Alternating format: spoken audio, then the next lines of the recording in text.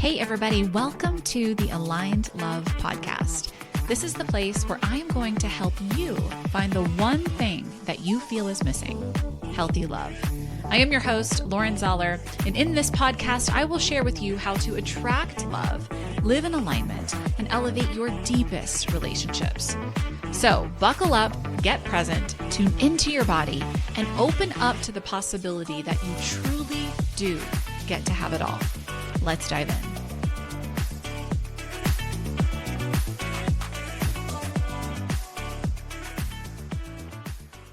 We actually can bet on ourselves. We know both of us will work our butt off to make things happen and work through things. And generally speaking, if one of us is having an off day, the other one's able to take over and do some things. And the two of us work very differently. We have very different work hours. We have very different ways of meeting expectations.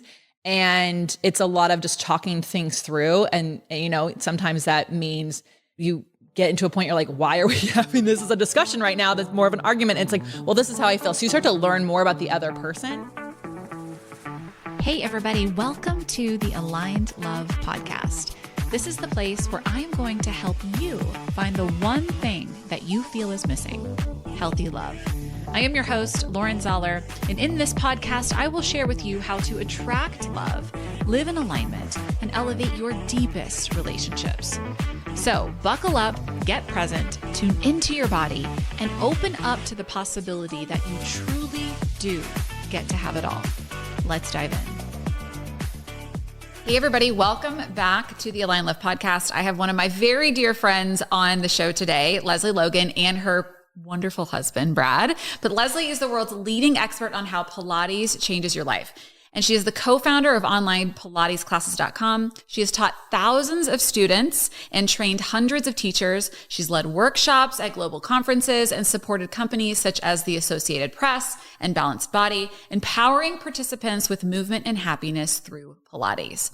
With a comprehensive certificate from the National Pilates Certification Program and with teaching experience since 2008, Lesley is widely regarded by the Pilates community and corporate executives alike. I am so excited to have Les on the show and to also get a little insight from Brad. So without further ado, let's jump right in.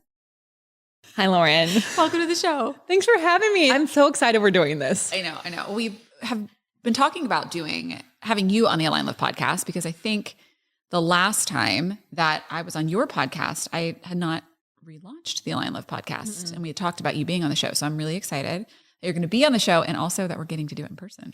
I know. This is actually really special. Because I love being around you as much as possible. Every time we're together, I just want it to be more time. I know. I wish you lived closer. But also it's fun because I don't really I love what your show is about and I'll always get interviewed on what we're about to talk about. So this is going to be a special interview for anyone hearing it. They might not have heard this stuff before. Yeah, I'm excited. And we also have a special guest that's going to be joining us halfway through. Yeah, he's excited. It's going to be really special because this is also the first time that I have ever really interviewed a couple on the show. Oh, great. Well, gold stars for us. Yeah. Love it. Okay. So before we jump in, I do this in every Align Love episode. I always have whoever is the guest set an intention for what they want the listener to walk away with. So I'm going to hand that over to you and see what intention is on your heart, even though we don't know what we're really going to talk about. What's on your heart today? Oh my gosh. I think my daily mantra lately is that I've done enough for today. So I think the intention for this is it will be enough, whatever it is, because I'm a recovering perfectionist and overachiever. So I'm always trying to remind myself, you've done enough today. You are enough today. So that's the intention that this is going to be enough. I love it. Love it so much. And part of what I want to talk to you about, and I'm curious even if this intention kind of ties into what I'm about to ask you, is this is all about love. This podcast is all about love. It's all about finding yourself. It's all about shifting your relationships in your life when it comes to love. Tell us how in your love life, because part of what I love so much about you is that I'm obsessed also with your husband.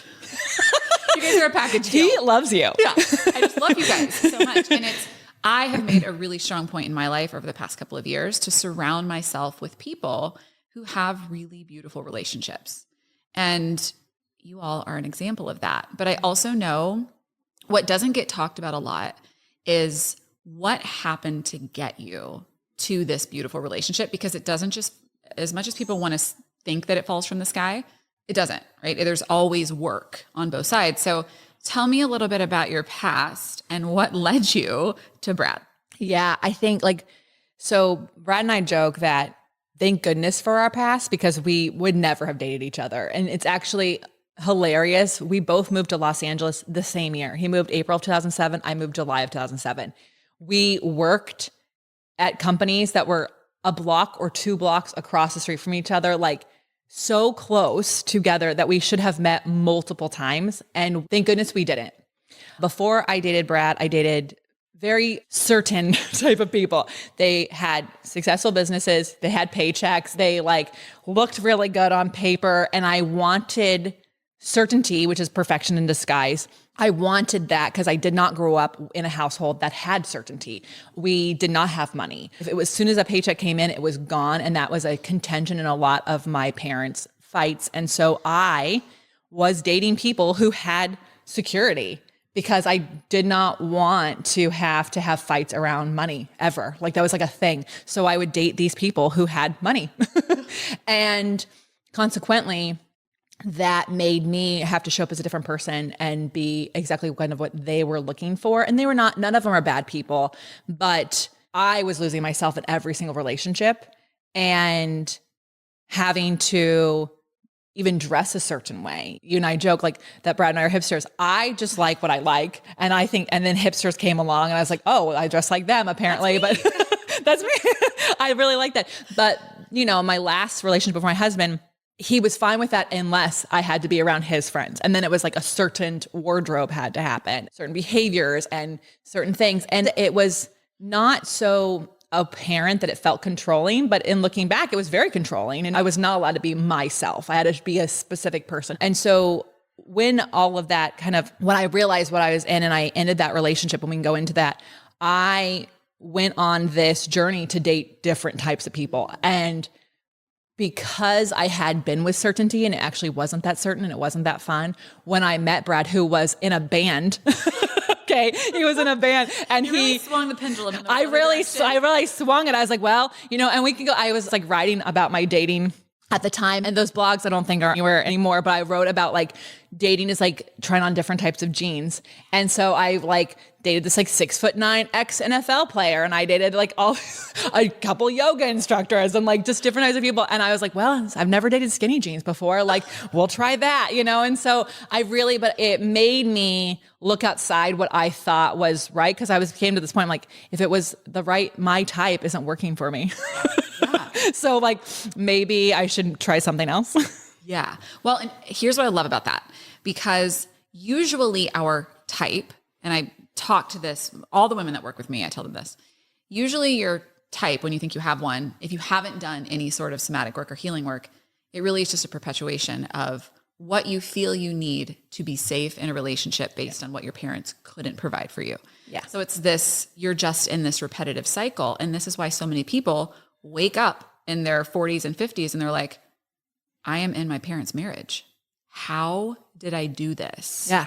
Right. And it's because, or you're in the pendulum swings in the other direction and you're not in that same dynamic that your parents had, but you're in a situation that's just as bad. It just looks different, right? It's a different package, same bow. Yeah. So tell me more about, because I know we're going to be bringing Brad in a little bit. Tell me more about when you did meet Brad, how did you overcome that? Okay, this isn't my type.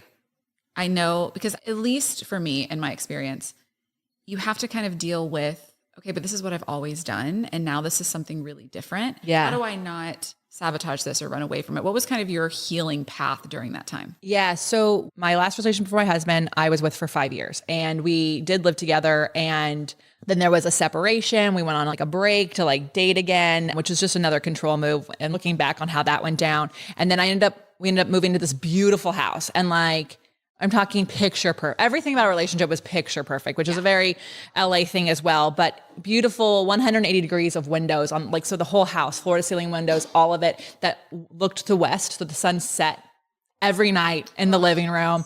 We're on the edge of a hill in Topanga Canyon. I mean, just everything you'd want, right? You guys, the sun setting in your house every day means your house is hot. Okay. And he had bought leather sofas. So you had to lay a blanket on the sofa, otherwise you're sweating. And I just found myself felt like an iguana in a terrarium, just like trying to get away from the heat lamp. And I was such a visual. Okay, I'll paint the picture even bigger. 80-inch screen TV that I didn't pick out. And it's not even 5 feet from the sofa. And I had He's Just Not That Into You on, and I was reading Strength Finders 2.0. And in Strength Finders 2.0, they're talking about how like a lot of people work on their weaknesses when they should actually be focusing on their strengths. And I was like, oh, that's funny. He has always wanted me to change. Like, I'm not this, I'm not this, I'm not this. I have to work on these things. And then I'm watching that. I'm like, I don't think he's that into me. I wonder if he knows that, right? And so I left that house, this dream house, with everything I fit in my Mini Cooper, and couch surfed for 3 months. And I went to my therapist that I had like taken a break from. I went back to her and I said, okay, you can say I told you so. And she actually said, I would never say that. She's like, you made a decision that felt right at the time. And what we need to go back to the beginning of the relationship and think about the red flags you ignored. Yep. Because there were red flags you ignored.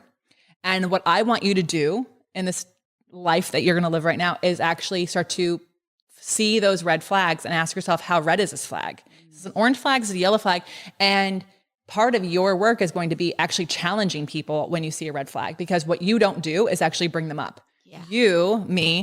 I would just like try to figure it out and like qualify it and like all its different things. And so I went back through the beginning of our relationship and realized all the red flags that I ignored because people told me how cool it was that this guy opened the door for me, planned the dates, like had a business, had a Mercedes, had all these things. And so I let other people talk me into a relationship that sounded and looked really good. And the guy was really nice, and which makes it even harder. Which makes it so hard. It makes it so hard. And we also didn't really fight that much because I don't fight. I'm not someone who speaks up. Yeah. So the work I did before meeting Brad was to go on dates and point out, like, spot red flags and just go, hey, that actually, that what you just said there, like, doesn't work for me. Doesn't really work for me. And here's how I interpret it. Like, is that what you mean?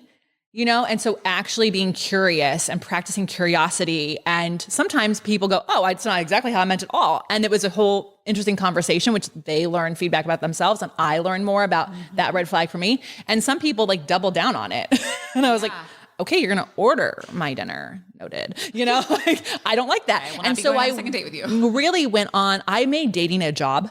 Yeah. And I think a lot of people don't do this. They want the next relationship to work. And to me, my go-to is I want people to like me. Mm-hmm. So what I had to work on was like, do I like them? Yes. And I really went into every day going like, do I even care if they call me back? And so it was this amazing for 6 months practice of like not caring if people call me, not caring if people text me. I didn't text them, all these different things. And so when I was introduced to Brad, I did actually, like, I found him very attractive. I think that's very important, but it didn't actually bother me if he hadn't texted or called me because I wasn't seeking that out as a feedback if someone liked me or not. I had been doing so much work on what that felt like and what I needed. And so when we met, he actually was not in any shape to date. And our mutual friend who introduced us did not know that he was going through a divorce. So I thought I was on a first date with someone who was like completely available to date and found out that he wasn't. And that made it even easier because I was not expecting anything from him. I had just gone out of my relationship and I knew the work that I had to do. Otherwise, you just end up doing the exact same things in the old relationship in the new one, right? Yes. So when we finally did get together, we had spent 9 months getting to know each other. And really, because I've been doing that work to share, like, oh, hey, hold on, what do you mean by that? Asking, like, when a little red flag would like peek up, I would actually ask, tell me more. And so we were very communicative and things. And so he was able to share with me, here's my fear about getting into a relationship. And I could hear it and go, okay, well, that doesn't have to be that way. Right. And it actually allowed us to get into a relationship within 9 months of actually meeting each other. And then 9 months later, being engaged. 4 months later, we got married. And that all felt like such a whirlwind. Now we're sitting here. It's been 10 years since we met, 8 years of marriage, like now looking back, that like feels like such a little window of time, but we worked together because of the relationship we had before. Yeah. Otherwise, I don't think it would have worked out. I'm in a band. That's not enough certainty for me. I need more. Yeah. Which is so beautiful. I wish that I could just take that whole clip and I'm just going to pull it out. I'm just going to have all of my women listen to it. Great. Everyone listen. Yeah, because that's what honestly, I felt like I was listening to myself because that's what happens. It's like we ignore those red flags and we are taught and conditioned as women to not speak up about it because you could potentially be rejected or, you can't have it all. You can't be too picky. Yeah. And so when we choose to ignore that over and over and over again, it's like we end up in a situation when we do feel comfortable enough that we don't want to be in. Yeah. So it's really beautiful that you did that when you exited the relationship. So you and Brad are now, here's what I think is so amazing. You went from, and just from a healing perspective, you went from only dating men that you knew were certain to now having this, you and Brad are in business together. There's no certainty in this. But it also feels so certain. Yeah. Right? Because you know that he's your person and he is going to be there and you both are going to just support each other in whatever unfolds. So I want to talk about that because there are very few people that I know that can make being in business with one another work, and you two make it work. I'm not sitting here saying it's perfect. Yeah, right? No, but we don't do perfect. So it's okay. And I think that's really important for people to hear, like things can work and not be perfect. Yes. So things can be amazing and not be perfect. So, he flirted with me by building me a website. Hey, that is a great flirting technique because websites are really hard. I know. So we had just started dating and he built me a new website, which was so great. You guys, when I became a Pilates instructor, no one had websites. I couldn't find these people. And so I had a website. It cost me so much money to build a website. Back then, to have someone build you a 3-page website was $2,000. Now websites are still $2,000, but you get a membership, you get all these things. I paid $10,000 for my website. Right. But I had here's my homepage. And here's the contact form.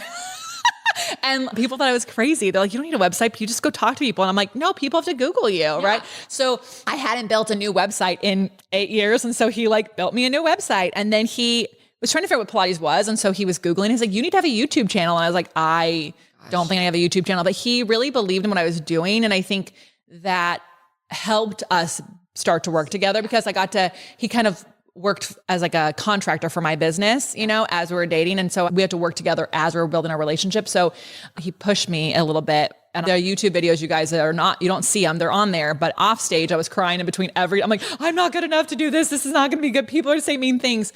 No one has. So it's been really great. But so that was, how we started working together. And then he's like, you have to have a newsletter. I'm like, what do I write? He's like, people just want to hear from you. And so he found different ways to help my business grow. And he was seeing it because he used to work in startups. So he was seeing here's what startup world's doing. You can do these little things in your business. And then we got to a point where I could actually hire an assistant who helped me out. And then he and my assistant were both kind of working on the business. But by 2019, so just to give you a little date, we got married in 2015. So 2019, we were in a coaching group and I had paid for him to be in the coaching group for my business, but I thought it would help him with his business, that he had his own business at the time, a couple of them. And I thought he'll learn some stuff for his, but I really want him to get some stuff to help me with mine. And there was a guy there who also worked with his wife and he had built websites and all these things. He and Brad had very similar background. I know. And he came up to me, he's like, well, what do you want? And I said, I think if we work together full time, I think we could really take this up. Part time, I can't do it. And so this guy took time out of his schedule to sit and basically be a mediator coach to help us have a conversation of what it would look like for Brad to join my team full time, for us to work together and for this to be our business together.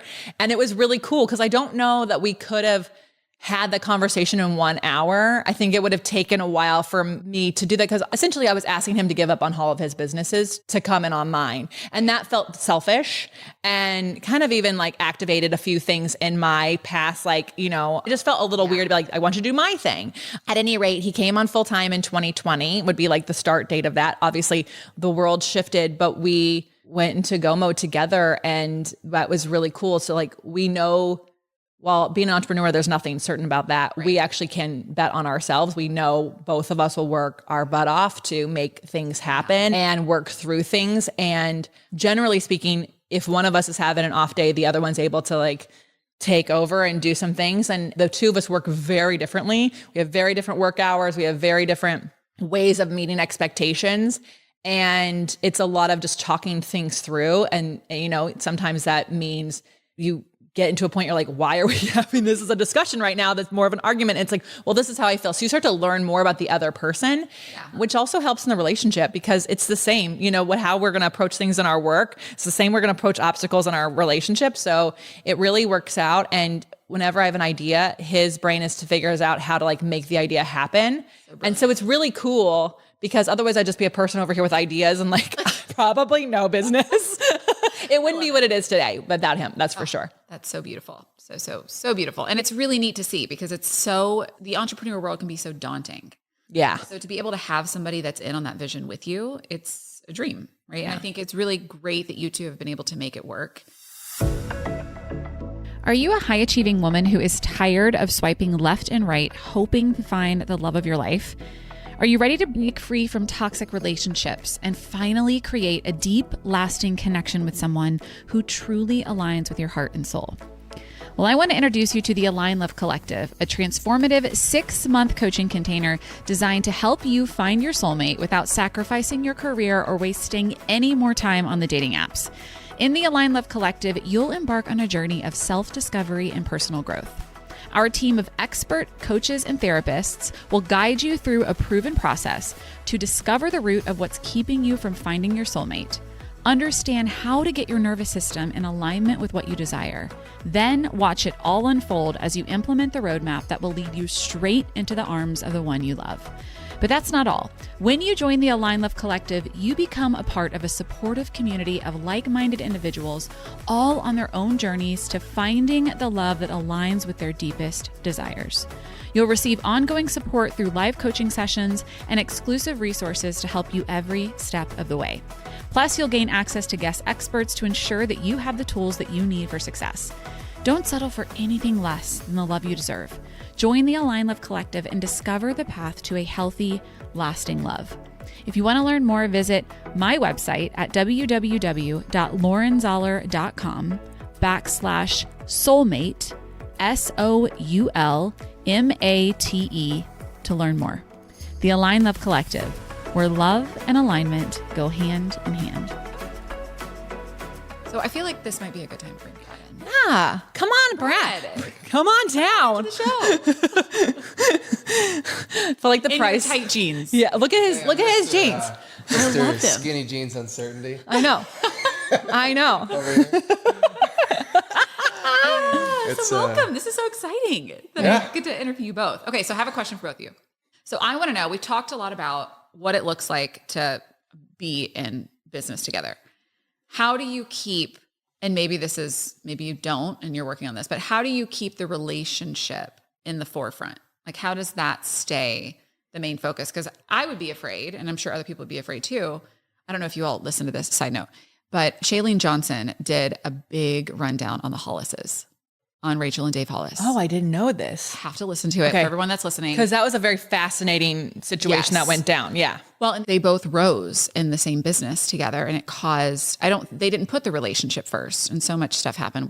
That's a side tangent. Yeah. But what it taught me when I was listening to the whole thing was you really got to be intentional about putting the relationship first. So talk to me about what you guys do to make that possible. I mean, we start off every morning shaking each other's hands. Hi, coworker. I think it is always a work in progress. I think that's really, really important to say.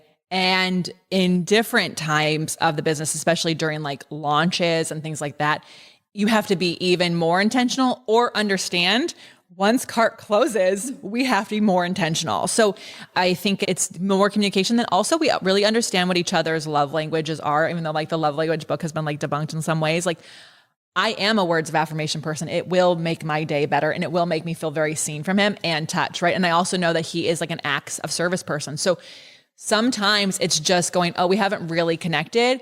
And I will try to do something for him or offer to do something for him. And that is some way to like kind of even like take a pause in the business and the mindset and really have a moment throughout the day that like we're in a relationship together. It's not like it's all work or it's all relationship. There's not compartments. He'll come into my office and just give me a kiss, which is really, I love it. Also, sometimes I'm like, okay, I'm on a project right now.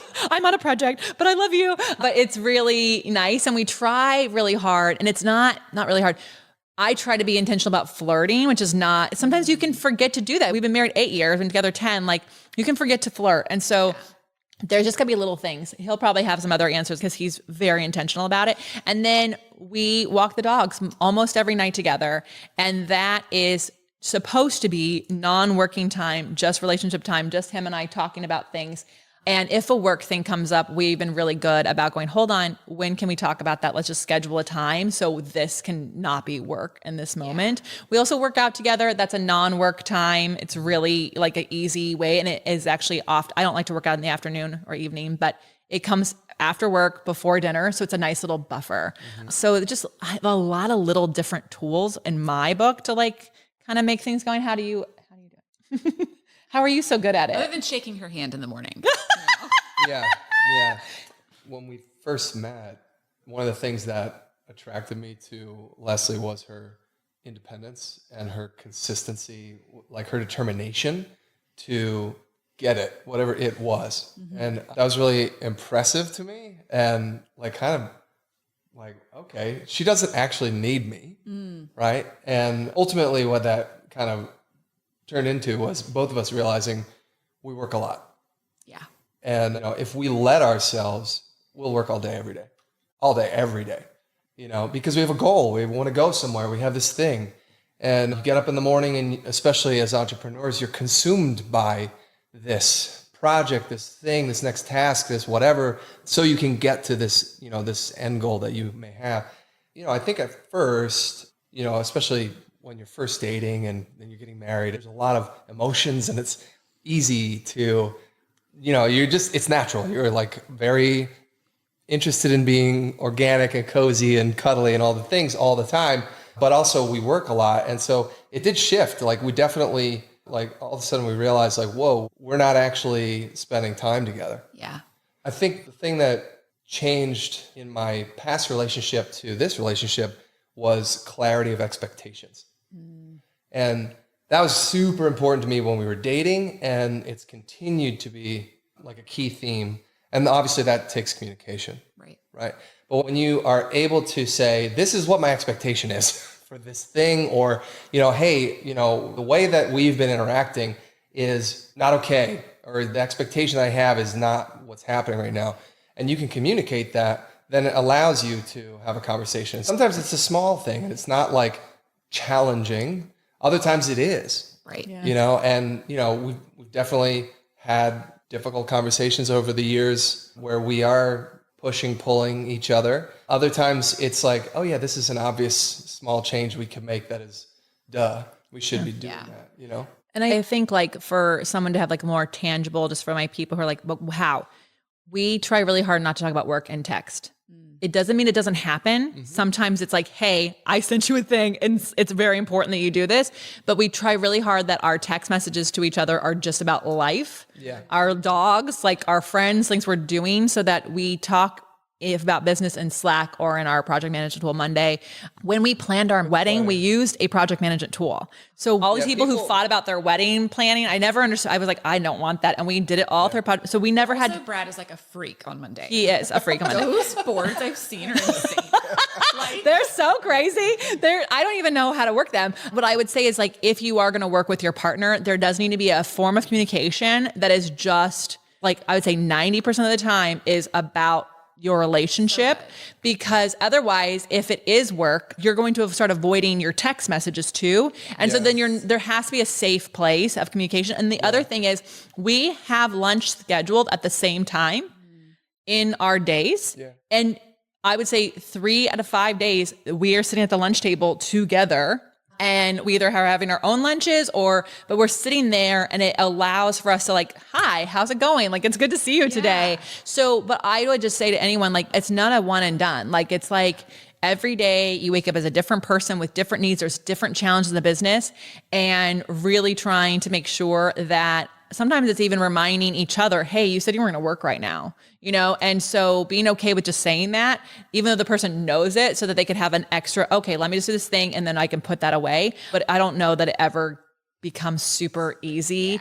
And also we have to keep hiring team, because sometimes that is the only other way we can have time together, is like, yeah, there's someone who is making my doctor's appointments and there's someone who's cleaning the house, because otherwise those are hours we wouldn't have together to do other things. Yeah. So big. And communication, right? It's like and it's so hard. It's just so hard for people to figure out how to communicate. Yeah. And I think that's what you're saying. It's like, if you put communication as the number one priority and it's going to look different for every relationship, but if you put it as the number one priority, it becomes so much easier. And I think that was like, so that's something he's really good about and very intentional about. I mean, to the point that sometimes I would say that Brad does long division and like shows his work, right? Like that's how he communicates. So, and I was, as we heard earlier, like I was like learning how to communicate what I needed and what was going on. And so when we got together one time, I did not communicate how important something was, and he was late, and Brad's in a band. Of course they're late, right? You know? And so, but I was practicing, so I don't need it. And he's like, if you need me to be on time for something, you just need to tell me it's important. And I said, okay, you're right. I need to say this is important to me. And also I do have to let go if he's gonna be late for his own thing. Yes. Cause it's his own thing. Trust me, I'm not good at that. So I'm like, Brad, you said you want to be there at this time. Like Mr. Uncertainty. Yeah, but I have to go.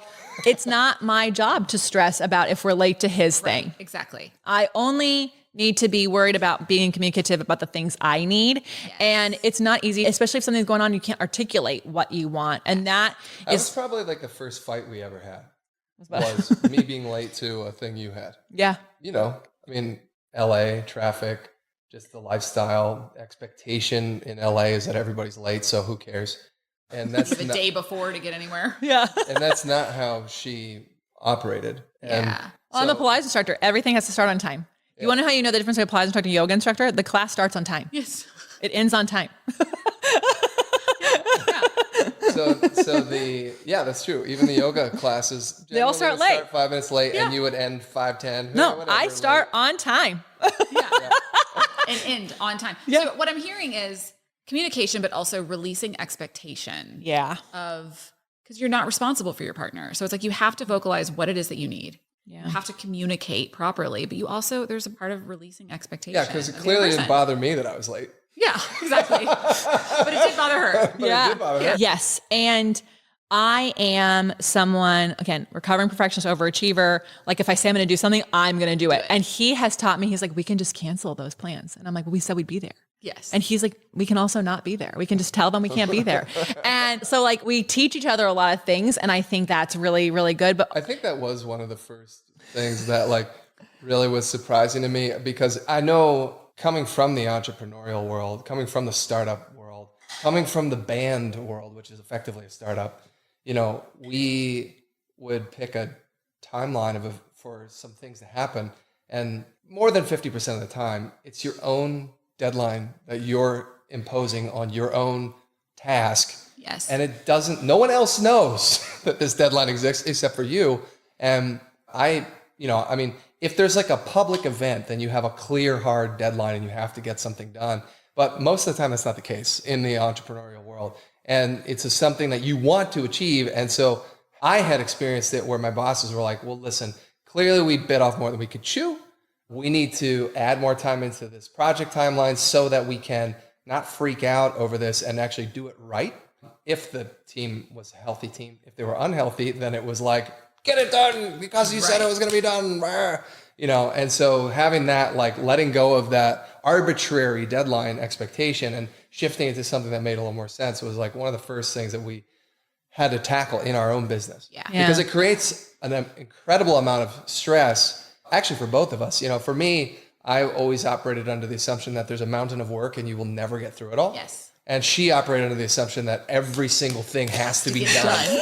You know, so it's again, uncertainty, certainty. You know, it's so funny how this theme keeps coming up in our world. And so finding that happy medium, I was talking about just the other day where the combination of these two things, I think it kind of helps us pull, like our company has kind of come to the middle of the two, you know, because we have to. On both sides. It really is. And I think, you know, then you bring a team into a business. So we have a big team for the small company that we are. And we both have our sisters who work in the company. So it can get real incestuous. And professional lines can get blurred because when you are family or married, you can change things. And what it has forced me to do is like, okay, there are other people on this call.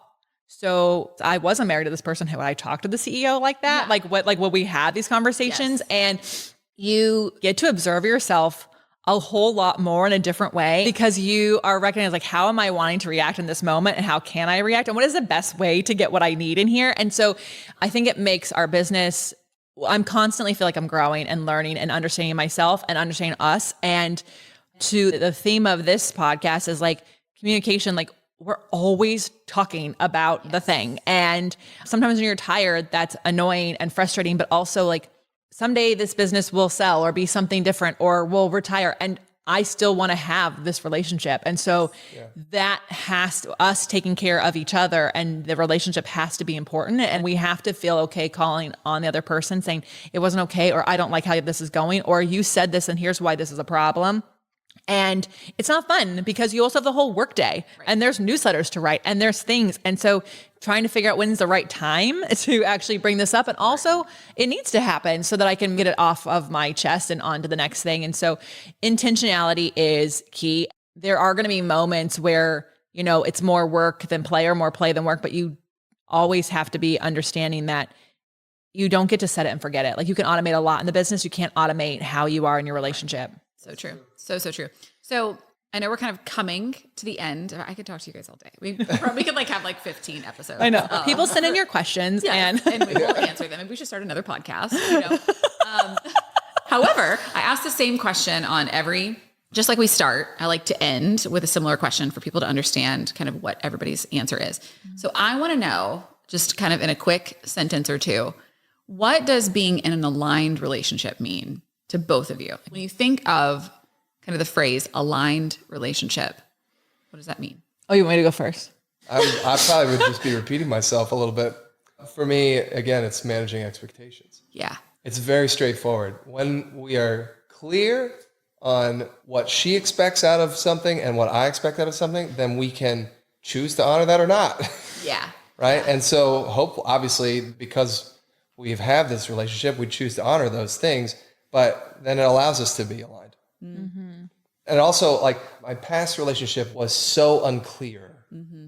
And so consequently, we were disaligned. Yeah. And that taught me the value of communication, the value of understanding from her perspective, the thing, whatever the topic might be, so that I can honor that, you know, or challenge that, you know, and we can come up with something else. But yeah, so, I mean, aligned. Managing expectations allows us to be aligned. Yeah, I love it. Allows us to be. I love it. You know, I think like if you're listening to this and you don't work with your partner, we actually tell a lot of people like maybe don't work with your partner because it takes special skill sets. If you are not very good at communicating, maybe don't. But I think like whether you work together or not, a relationship is just another team. It's a partnership anyways. You know, we tell people like if you're going to have a partner in your business, it is a marriage. Right. Just it has a different legal paperwork, different contract. And that means both people are working towards the same goal. Mm-hmm. So you need to know what that goal is. Is our goal to experience the world together? Is our goal to, you know, be leaders in our community? What are you guys wanting in this relationship? How are you wanting to grow? And so yes, communication, but also understanding what it is that you're wanting for the future so that you are working towards that in alignment. If you have this idea that you want to be an author someday and you want to like travel the world to speak, but your partner also travels the world and you guys have children, that can still happen. But you have to understand how to make it work. That those are both your guys' goals. You're traveling different directions. How is that going to come together and what people do you need on your team? So I do think that alignment, you have to understand what that goal is so you can put the right people on the team to make sure that that can happen. I love it. I love it. You just gave permission for people to be able to have that shared vision in a partnership, which is so important. Yeah. I want to be so old. So I like often tell them, you need to drink this thing because I want you to live to 100. Like I just like, we're so very clear, like how old want us to be together. I did a cold plunge for you. He really did. He does not like it, but he knows it's part of longevity. Yeah. So like, but we're on that goal together. So that's what I think that's another. Very cool. Mm-hmm. I love that so much. So talk to me about what's next for you and what you have coming up and where people can find you Just give it all. Give it all. Yeah. So what's really cool, you guys, because we get to work together so much, we love to travel together. Like when we first got together, talk about aligned relationships. When we first got together, we dreamed up like, what would our lives look like? And ideally, what's ideal? And when we had that talk with that coach, Brad told him what his dreams were. And the coach said, that's what your wife is doing. So like, do you want to, like, you can have these things with her. So we've been so intentional about traveling, making travel part of the business, but also traveling together and making sure that it is actually in alignment with what the values of the business are and what we're trying to grow. So we have 2 epic tours happening this year with sponsors and bigger community. Last year, we did 2 tours, our first time doing 2 tours, and we had 500 people in the winter tour attend. So we feel we're going to be probably about 300 to 400 in the summer tour, 500 plus on the winter tour, and we do it together. So that's happening. And we are putting out our 5th product this year, so which is my flashcards. I'm a Pilates instructor, and so I want to make sure everyone has access to Pilates, understand what Joe Supplies created. And so together we've got that going on. So we're actually doing a lot, but also we're saying no to a lot as well. I used to travel all over for like random weekend events, and now it's like, we're going to go on tour and you can see us on tour. So we've got that going on. And so you can find it all at onlinepilatesclasses.com. And I'm on Instagram at Lesley.Logan, and you won't find him because someone gets to not be on social media. Such a blessing. I know. You guys, the other night he watched a live selling of cactuses, like just people selling cactuses. And I was like, you get to just be a person who enjoys social media. Like I have like this like sense of jealousy. And I was like, that must be so fun.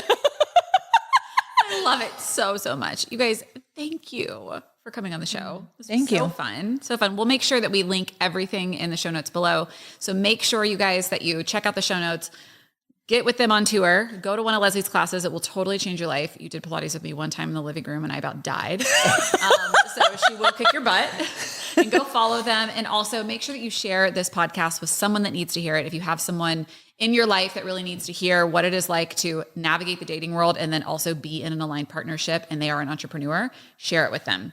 You all, thank you so much. Can't wait to have you on again. And yes. I will see you guys in the next episode of the Aligned Love Podcast. That wraps up today's episode of the Aligned Love Podcast. One thing that would really help me and the other new potential listeners is for you to rate this show and leave a comment wherever you tune in and listen. Also, make sure to link up with me on Instagram at Lauren Zoller, and please share this podcast with anyone who you think may enjoy it. Until next episode, remember, every transformation begins with one moment of awareness, and I hope today has been yours. I'll see you next time.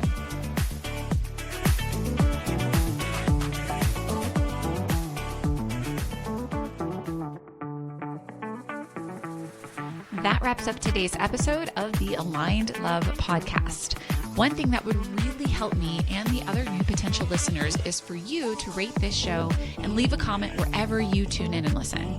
Also, make sure to link up with me on Instagram at Lauren Zoller, and please share this podcast with anyone who you think may enjoy it. Until next episode, remember, every transformation begins with one moment of awareness, and I hope today has been yours. I'll see you next time.